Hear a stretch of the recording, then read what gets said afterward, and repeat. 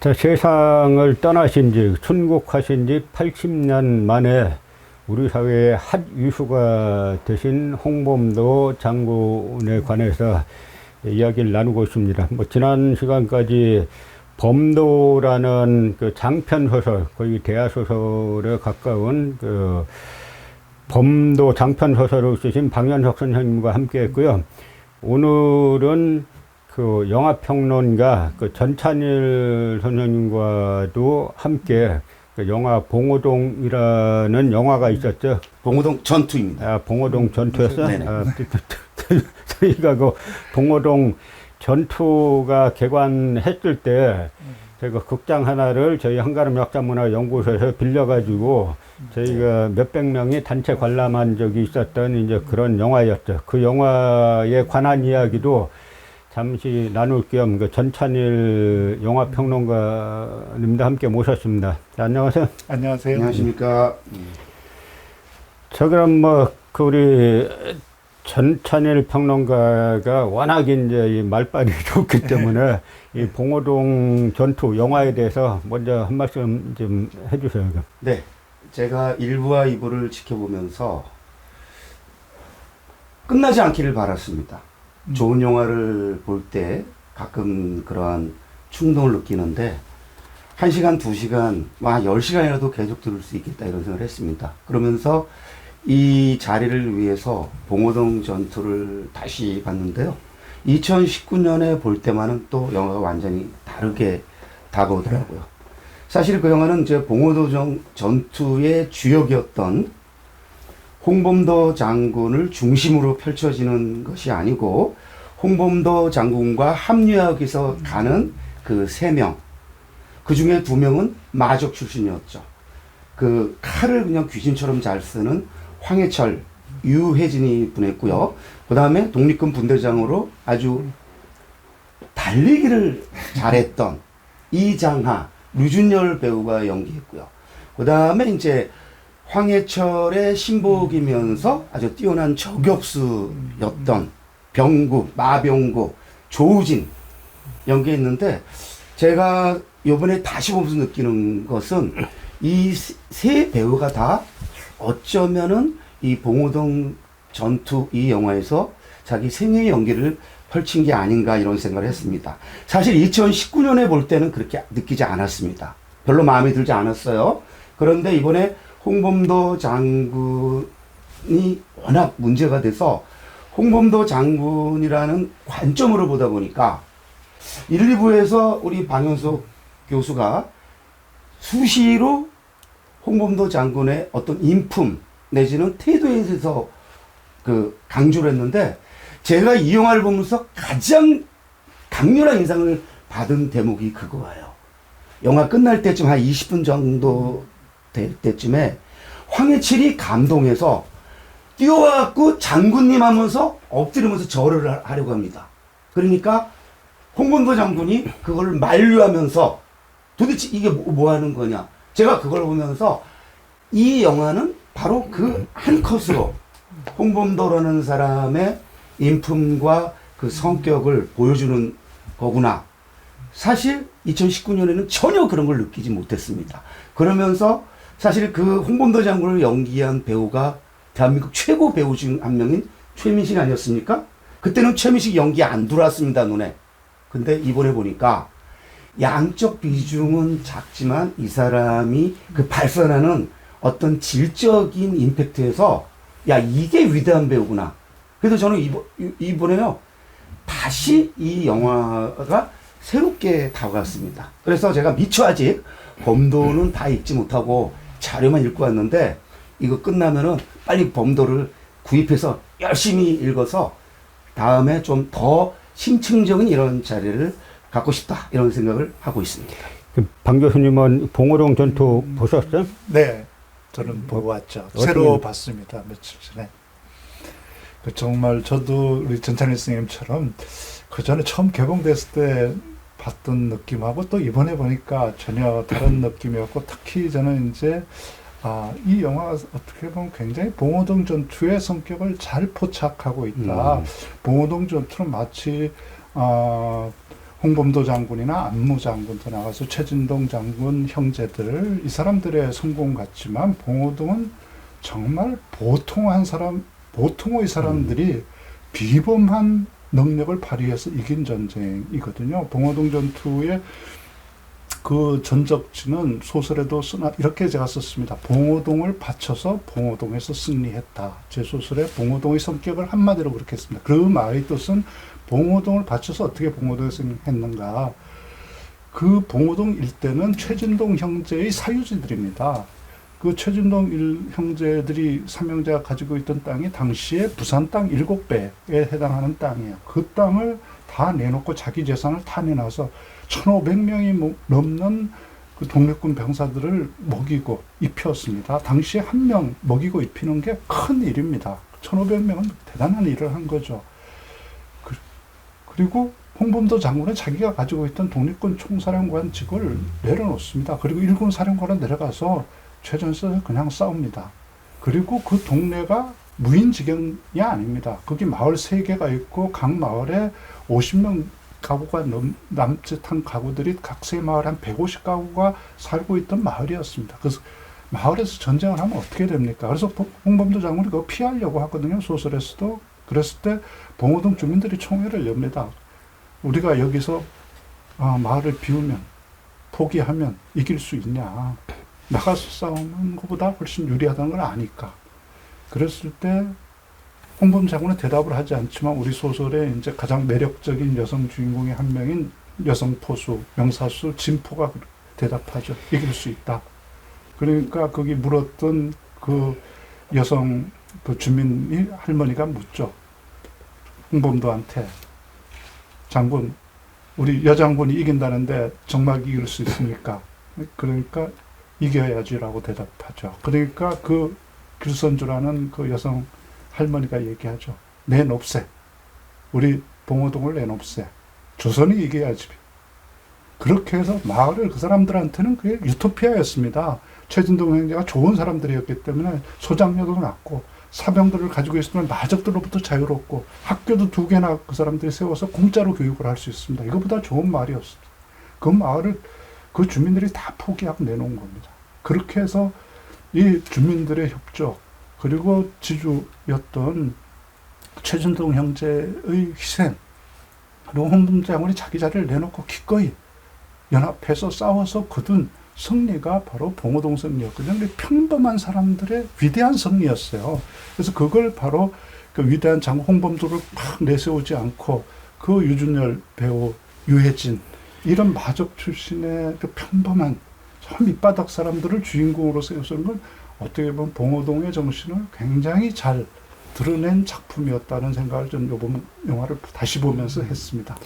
자, 제가 그 봉오동 전투를 저희 한가람 역사문화연구소하고 한가람 포럼에서 영화관 하나 빌려서 단체 관람했다 그랬잖아요. 그 이유가 있어요. 그 영화에서 나오는 봉오동 전투도 있잖아요. 그 지도가 저희 연구소에 있던 지도예요.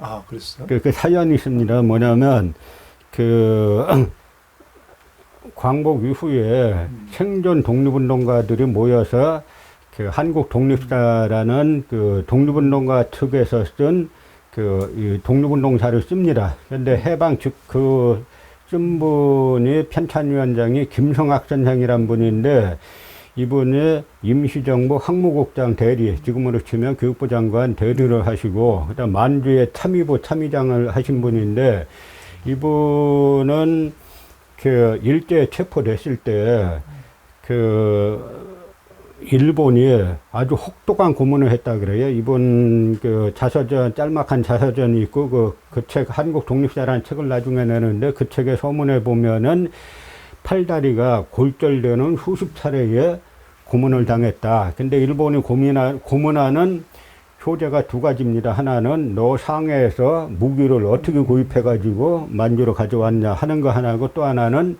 너 독립운동사 사료 어디다 감췄냐. 이 얘기는 뭐냐면 일본이 그 무장투쟁하고 역사전쟁하고 하나로 봤다는 걸 뜻하는 거죠. 그래서 이분이 그 숱한 고문을 견디고 어디 감춰놨냐면 저희가 답사를 가봤는데요. 저 내몽골에 이분의 이제 스승이 있었어요. 그 스승 집에다가 감춰놨던 걸 해방 이후에 그 독립운동사를 써야 되겠다라고 해가지고 이승만 정권, 미군정하고 이승만 정권 때는 이분들이 엄청 탄압을 받았어요. 심지어 어느 정도 탄압받았냐면 그 아들들이 부산 피난 가가지고 이분들 전부 다 평안도 분인데 대한민국 선택한 분이에요. 그런데 부산 피난 가서 먹고 살 게 없으니까 부두노동을 하는데 경찰들이 그것까지 못하게 독립운동가 후손이니까 독립운동가 후손이 아니라 독립운동가니까 당사자 굶어 죽어야 된다는 거죠. 그것까지 못하게 해가지고 진짜 피눈물 나게 그 사료를 지켜가지고 나중에 5.16 뭐 군사정변 이후에 박정희 정권이 명분이 부족하니 정통성이 부족하니까 그때 최초로 이제 독립운동가 서운을 하면서 그래서 1964년도에 그 한국 독립사란 엄청 이제 두꺼운 책인데요. 그 책을 내고 그때 이제 사료들을 모으는데 봉오동 지도를 봉오동 전투에 직접 참여했던 사람의 아들이 육군 중령 출신인데 아버지한테 상세한 이야기를 듣고 군지도를 그린 거예요. 그래서 그 당시 어떻게 됐냐면 그뿐만 아니라 그 편찬위원회가 나중에는 대한독립운동 총사 편찬위원회가 돼가지고 김성학 선생의 손자인 김계업 선생 또 그 아들인 김병기 선생 이쪽으로 연결돼서 갖다 놓을 데가 없으니까 그 저희 연구소에 많은 자료를 보관하고 있었죠. 두 분의 얘기를 들으면서 이 영화를 이제 제작한 곳이 빅스톤 픽처스라고 명량의 그 감독인 김만민이거든요. 네. 김만민 감독인데 이제 단독은 아니고 공동 제작사가 있는데 지금 이 범도라는 13년의 세월을 바친 어떤 이 역작의 작가가 사실 이렇게 영화적으로 크게 만족스러워하지 않을 수 있음에도 불구하고 저와 마찬가지로 그 홍범도라는 어떤 관점에서 보니까 충분히 평가할 만한, 인정할 만한, 영화다라고 이제 평가를 하셨고, 또, 우리 이덕일 소장 얘기를 쭉 들어보니까 그런 뒷얘기가 있는데, 제가 김만민 감독, 김만민 대표하고는 아주 친분이 꽤 있기 때문에, 나중에 우리가 또 다른 기회 할 때는 한번 김만민도 부르고, 필요하면 제가 볼 때 원시인은 아마 그 감독으로서 기용된 걸 거예요. 뭐 구타 유발자들 등 해서 사실은 의외의 감독이 메가폰을 잡은 건데도 불구하고 이 원신영 감독은 영화를 평이하게 타협적으로 그 대중적으로 막 만드는 감독이 아니에요. 자기의 칼날을 유지하면서도 이 영화가 갖고 있는 어떠한 그 대작성을 또 놓치면 안 되니까 적절하게 이 영화를 스펙타클로 적절히 꾸면서도 이 드라마 그리고 정신을 잘 유지하지 않았느냐. 그래서 2019년에 볼 때 못 느꼈던 그런 장점을 이번에 다시 느꼈습니다. 그래서 우리가 뭐 영화만이 아니고 책도 그렇고 좋은 텍스트는 두 번, 세 번 보고 읽어야 된다 그러는데 이번에 그거를 확실히 느꼈습니다. 그래서 저는 이제 이런 의문을 가졌어요. 그때 그 영화를 처음 볼 때 진짜 주역이 홍범도의 그 비중을 왜 이렇게 작게 잡았을까? 근데 그 답을 들려드렸고 그렇다면 정말 그런 생각까지 하고 한 건지 직접 나중에 이제 청해 들으면 될 것 같고 너무 좋은 게 이 영화는 결국 이렇게 또 홍범도 장군이 우리 역사에서 우리 현실에서 이렇게 중요한 존재로 부상할 거를 예상한 건가? 왜냐면 저도 집중적으로 요번에 그 홍범도 장군을 이렇게 생각해 보니까 독립운동의 지존이에요. 원 오브 댐, 한 사람이 아니고. 그리고 포수라는 점에서 안중근과 연결이 되고요. 우리나라를 벗어나면 진영 이데올로기를 넘어섰다는 데서는 21세기 최고의 지도자로 얘기되는 호치민이라든지 체게바라까지. 근데 이 나이로 치면 제일 선배잖아요. 그래서 홍범도는 어떻게 보면 진짜 선구자였구나. 근데 우리는 그 인물을 지금 이렇게 역사에서 지우려고 한다는 게 너무너무 안타까워요. 지금 그러니까 그 영화에서 이제 유진열 배우나 이제 유해진이 수행했던 것처럼 정말 평범한 내용들. 그 이제 제 소설에서 이제 한 인물이 260명 정도 됩니다. 굉장히 많은 인물을 썼는데 이제 그걸 보고 출판사에서 책 낼 때 너무 이름이 많다. 이거 이름 없이 한 번 지나가는 사람인데 굳이 이름을 쓰냐 그랬을 때 제가 그래서 좀 빼주긴 했습니다. 그럼에도 이름이 많은 이유는 우리 자료를 보면 분명히 역할이 있었고 희생이 있었고 헌신이 있었고 정언에도 다 나오는데 역사책에 한 줄도 없습니다. 이름 한번 불러주지 않는 그 사람들의 이름을 저는 제 소설 속에서 한 번이라도 불러주자. 여기서라도 불러주는 게 도리가 아니겠냐. 그래서 사람들을 많이 못 줄였었거든요. 근데 그 대표적인 인물 한 명만 더 얘기하면 봉오동 전투에서 이제 소설에 나오는 그 종군 의사가 있습니다. 종군 의사 박서양인데 이 사람은 백정의 아들입니다. 우리나라 최초의 양 의사입니다. 제중원 1기로 들어가서 세브란스 1기로 졸업하고 고종의 전의가 됐던 사람이에요. 최초의 외과 수술을 했던 사람입니다. 근데 이 사람이 봉오동 전투에서 종군 의사가 됩니다. 그때 홍범도가 이렇게 묻죠. 소설에서. 뭐 그 기록은 없지만 제가 두 사람이 이렇게 대화했을 거라고 생각하고 저렇게 이렇게 썼는데 이 전투에 참여해서 후회하지 않겠냐. 그랬을 때 이건 전쟁이다. 전쟁은 목숨을 내놓는 거다. 그랬을 때 전 후회는 잃을 것이 있는 사람이 후회하지 저는 잃을 게 없는 사람입니다. 그랬을 때 홍범도가 그래도 여기는 목숨을 내놓고 하는 전쟁이야. 그랬을 때 이 대한민국 최초의 의사죠. 이 의사가 그렇게 대답합니다. 저는 사는 게 매일 전쟁이었습니다. 백정으로서 이렇게 자기 한 명은 충분히 출세했지만 기꺼이 자기 모든 걸 내놓고 여기 참전했던 사람입니다. 그리고 그 사람들을 주인공으로 만들어주고 그 사람들과 더불어 승리할 수 있도록 이끌었던 장군이 홍범도 장군입니다. 홍범도 장군, 지청천 장군, 지금 국립현충원에 가보십시오. 어느 자리 어떻게 묻혀있나. 그들 위에 친일파 아래에 묻혀있죠. 이분들은 그나마 낫습니다. 무후선열 재단이라고 현충원 제 후기에 소설 후기에 써놨죠. 무후선열 재단이라고 가면 요 스튜디오 한 세 개뿐이 안 됩니다. 그 작은 공간에 요만한 위패 하나로 남아 있습니다. 무후선열들은 누구냐 하면 그 재단에 온 사람은 유해를 남기지 못한 분, 시신을 찾지 못한 분, 그리고 후손의 한 명도 없는 사람. 이 사람들이 그 무후선열 재단에 가득 들어 있습니다. 손바닥만한 위패 하나로. 그 바로 윗자리에 누가 있냐? 친일파 장군님들이 계십니다. 발에 밑에 깔고 있어요. 다 장군님들이요? 네, 그 장군님들, 그 위대한 장군님들이 님들이 계세요? 네, 그 가면 제일 좋은 자리에 묘비에 그렇게 쓰여져 있습니다. 대한민국 국군의 아버지라고. 그 밑에 이름만 하나 남아서 유골도 남기지 못하고 후손 한 명 못 남긴 사람들이 그 밑에 깔려 있습니다. 이게 우리 현실입니다. 저는 이게 6.25 전쟁 때 국군이 그냥 속수무책 물리잖아요. 그 밀린 이유가 그 해방 이후에 이 광복군이나 이 사람들이 국군의 주축이 된 게 아니고 친일파들이 됐기 때문에 좀 그렇다고 봐요. 나라 팔아먹고 한 사람들이 목숨 걸고 뭐 싸우겠습니까? 만약 여기 이 사람들이 지금 내몰려고 하는 그 6분 이분들이 그 국군을 주도했다라고 치면은 그렇게 밀리지 않죠.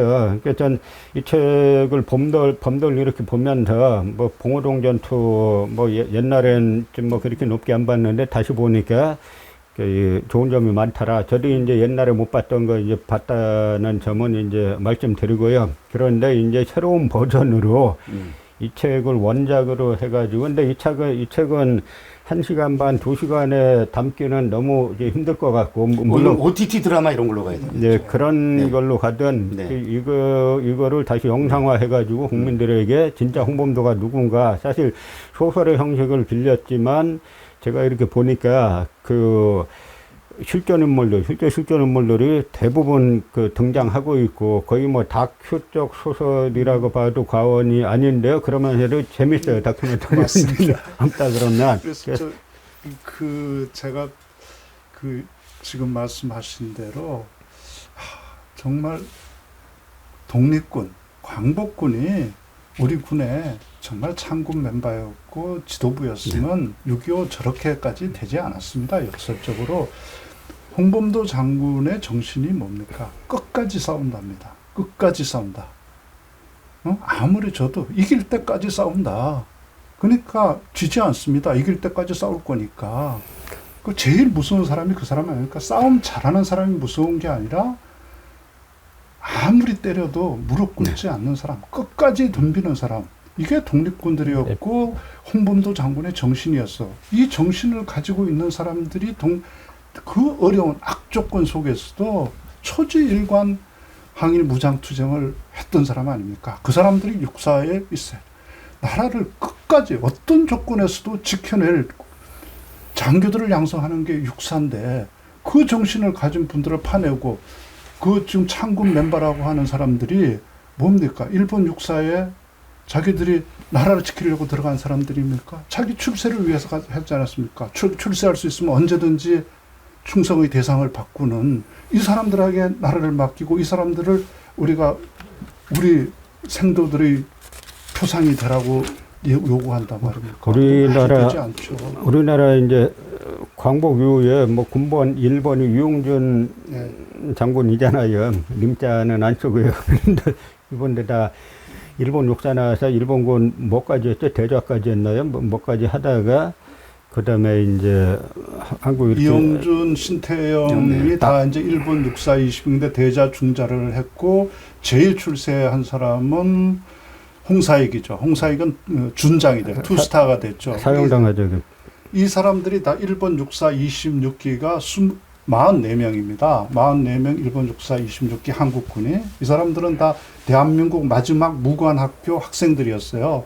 1909년에 무관학교가 폐교당하니까 순종이 국비로 유학을 시켰습니다. 일본으로. 지돈 주고 간 거 아니에요. 우리 나라 돈을 준 거예요. 나라 돈으로 일본 육사에 유학시켰더니 1910년에 강제 합병이 되니까 그때 일본 육사에 제약하고 있던 만행 전부 아오야마 공동묘지에 밤에 모여서 통곡하면서 이제 우리 나라가 망했으니 자퇴하고 나라로 돌아가자. 그랬을 때 딱 한 명이 이왕 왔으니까 공부하고 끝까지 배워서 임관한 다음에 일본군 전술을 익힌 다음에 중위로 승진한 다음에 일제히 탈영해서 독립운동을 하자 명세를 했습니다.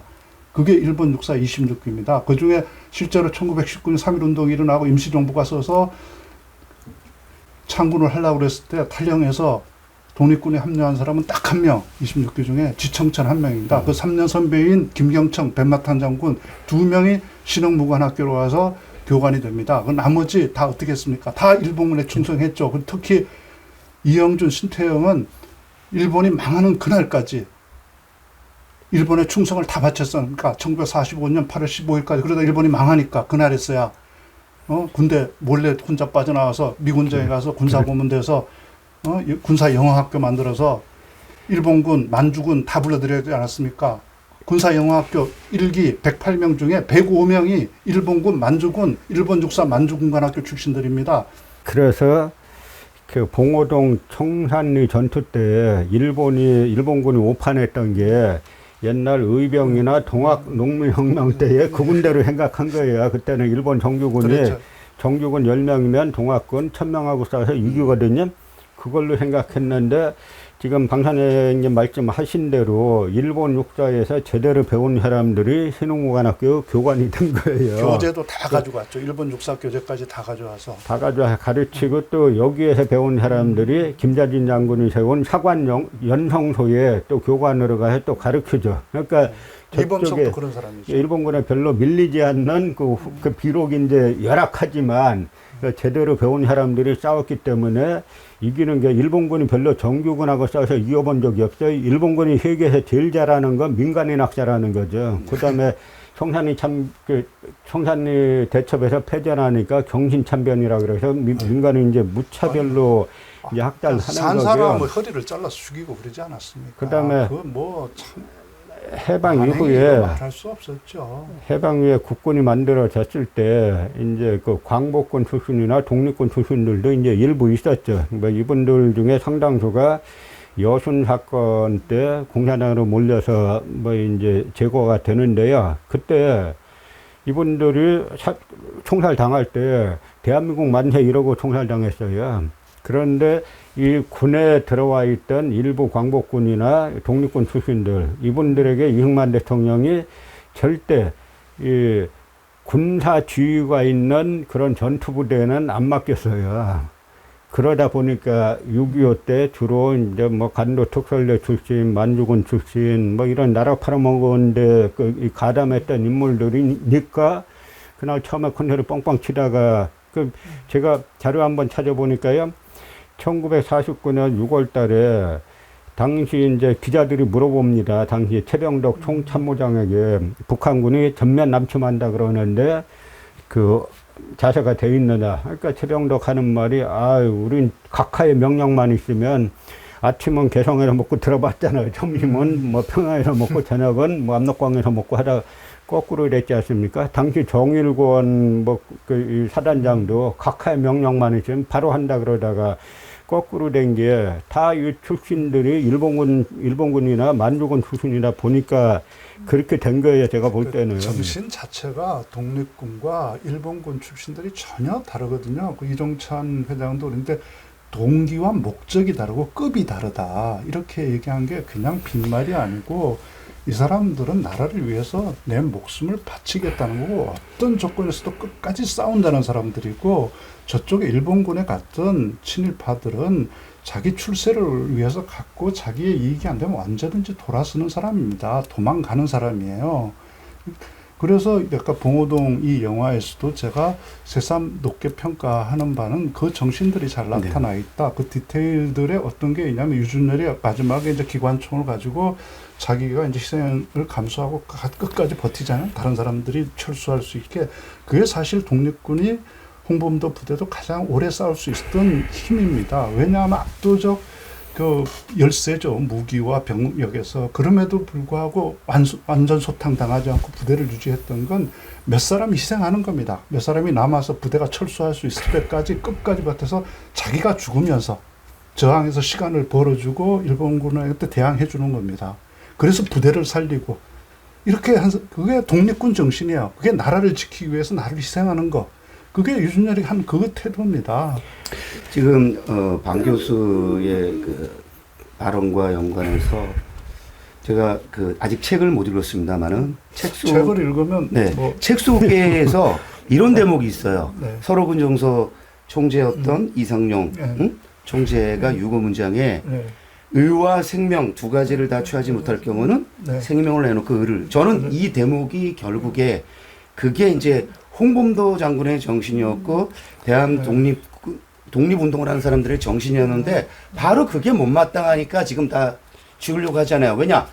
지금 기득권자들은 그렇게 살지 않았고 못했고 그러니까 자기들을 부끄럽게 하는 사람들을 다 제거하고 싶은 거죠. 그러니까 지청천 그 장군 같은 경우도 그런 거고. 그래서 저는 사실은 뭐 평론가이긴 하지만 기획하면서 홍범도 장군을 영웅하는 게 아니고 홍범도 장군을 새롭게 조명하면서 이거를 다시 컨텐츠로 해서 좀 더 역사 작업을 해야 되겠구나. 그래서 다시 이거 좀 역사를 환기시키는 바로잡는 이런 역할을 해야 되겠구나 이런 생각을 지금 하게 됩니다. 예, 지금 시간이 벌써 다 지나가지고요. 네네. 뭐 마무리를 해야 되는데요. 하나 이렇게 말씀드리면은 당시 독립군들은 다 동동했어요. 사실 뭐 지위가 없는 건 아니었지만 동동했습니다. 재밌는 에피소드 하나 말씀드리면 정의부에 계셨던 정의영 선생 이분이 쓴 자서전이 있는데 이분이 이제 오동진 장군 뭐 이쪽 군부대를 찾아가요. 찾아가서 이제 환영회 때 술 마시는 장면이 나오는데 독립군들이 술을 어떻게 마시냐면 큰 대야에다가 술을 넣어가지고 돌리는 거예요. 그럼 아주 이게 좋은 게 뭐냐면 술 센 사람은 많이 마시고 전혀 이제 못 마시는 사람은 입만 댔다가 떼고 다 똑같잖아요. 이거 이런 부분이 있었고 또 나중에 이제 신민부에 계셨던 이강원 선생이 나중 광복회 회장 되시는데 이분 자서전이나 그다음에 또 우당유영 선생 아드님이셨던 이규창 선생의 자서전 같은 거 보면 이런 말이 나와요. 이 독립운동사 보면 누가 누구한테 지시하고 뭐 하고 했다는데 그게 말이 되냐? 누가 죽으러 가는데 지시받고 가냐고. 다 동등한 그랬죠. 가운데서 자기가 이게 내가 가야 될 싸움이니까 가서 죽은 거지. 무슨 누가 왜 지시하느냐라고 하는데 지금 저희가 학교 다닐 때도 요즘 막 구타당하고 그랬잖아요. 요즘 학교는 거꾸로 듣다 보니까 그것도 다 이 일본군의 풍습이 들어와가지고 그렇게 된 거예요. 그러니까 지금 우리가 지금 이 홍범도 이 사태를 단순하게 보지 말고 아직까지 우리 사회에 남아있는 식민사관을 비롯한 뭐 문학도 마찬가지잖아요. 미술도 마찬가지고 우리 문화 전반에 남아있는 일본의 잘못된 거, 뭐 좋은 건 받아들일 수 있죠. 그 잘못된 거를 확 이제 다 갈아엎는 계기로 삼았으면 좋겠다는 말씀을 드리고요. 마지막으로 한 말씀 간단하게 정리하는 말씀들 한 말씀씩 하고 마치겠습니다. 하시죠. 저는 사실 이번 사태를 계기로 그동안 홍범도 장군이라는 존재에 대해서 막연히만 생각을 했었습니다. 사실 우리가 청산리 대첩에서 그분이 한 역할 이거보다는 청산리 대첩하면 그냥 김자진만 떠올렸었고요. 그래서 그동안 이분이 독립운동가로서 사실 어떤 지존적인 독립운동가로서 정당한 평가를 받지 못했는데 그 평가를 더 정당하게 하긴커녕 그 평가마저도 지금 더 깎아내려고 하는 것에 대해서 사실은 이렇게 얘기하지만 지금 굉장한 분노를 느끼고 있습니다. 그래서 저는 문화 전문가로서 영화 전문가로서 그 컨텐츠로 그 싸움을 계속할 생각을 지금 하고 있습니다. 저는 제 소설 그 마지막 부분을 읽는 것으로 대신하겠습니다. 그 무엇으로도 뼈가 시리게 고독했지만 단 한 번도 아름답지 않은 적이 없었던 그의 삶을 모욕할 수 없고 그 어떤 방법으로도 그가 아닌 다른 것으로 만들 수 없다. 그와 더불어 싸운 이들을 어디에 어떻게 모신다고 해도 그들을 그들이 아닌 다른 무엇으로 만들 수 없다는 것도 나는 안다. 그에게 승리는 짧았고 패배는 길었다. 그에게 승리는 언제나 승리하는 그날 단 하루였고 남은 모든 날이 패배였다. 그는 싸워서 이긴 그 하루의 힘으로 남은 모든 날의 패배에 맞서야 했다. 그것이 단독자로 살았던 그의 운명이었고 어떤 모욕과 패배에도 무너지지 않는 그의 힘이었다. 싸우다 죽을 수 있는 자리, 그가 원했던 자리는 그 하나가 유일했다. 하지만 나는 그가 아니어서 대전과 동작동 묘지에서 모욕감을 견디기 어려웠다. 100년 전 그와 백모아가 억압과 차별, 불의를 향해 발사한 마지막 한 발의 탄환은 아직 탄착점에 도착하지 않았다. 일격 필살의 저격수였던 그들의 탄환은 빗나간 적이 없으므로 반드시 표적의 정중앙을 관통할 것이다. 이 사태에 대비해서 썼던 건 전혀 아닙니다. 실제 이렇게 살았어요. 이번 이제 홍범도 사태라 그럴까 하여간 뭐라고 이름 붙이기가 힘든데요. 우리 사회가 정상으로 가느냐 아니냐의 시험대라고 생각합니다. 지금 방금 방 교수님 읽으셨는데 단 하루 승리했다 그러는데 우리 사회가 정상 사회면은 매일 승리하는 사회가 돼야죠. 그런 분들이 이제 그런 사회를 만들려면 뭘 해야 되죠? 우리 모두가 노력을 해야 되고 홍범도 장군처럼 이거저거 재지 말고 이게 옳으냐 그르냐를 판단해가지고 옳다 그러면 나가는 사람들이 많아질 때 우리 사회가 바뀌리라고 생각합니다. 자, 그럼 두 분 수고 많이 하셨습니다. 고맙습니다. 고맙습니다. 감사합니다.